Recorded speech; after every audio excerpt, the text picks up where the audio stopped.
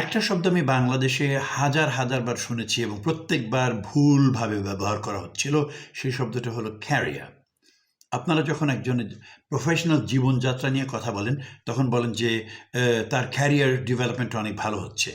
শব্দটা কিন্তু ক্যারিয়ার না, শব্দটা হলো ক্যারিয়ার ডেভেলপমেন্ট। তাহলে ক্যারিয়ার আর ক্যারিয়ারের মধ্যে পার্থক্যটা কি? ক্যারিয়ার হলো একটা ভেহিকল, একটা যানবাহন কিংবা মালবহন করার জন্য একটা ভেহিকল। ফর এক্সাম্পল, একটা বাস হতে পারে, একটা ট্রাক হতে পারে, একটা প্লেন হতে পারে, একটা জাহাজ হতে পারে। এগুলো হলো ক্যারিয়ার। আর ক্যারিয়ার হলো আমাদের প্রফেশনাল জীবনযাত্রা, আমাদের প্রফেশনাল ডেভেলপমেন্ট, এটাকে বলা হয় career. So career versus career, এরকম ইংরেজিতে আরও কয়েকটি শব্দ আছে যেগুলো নিয়ে আমি অন্যান্য ভিডিওতে কথা বলবো।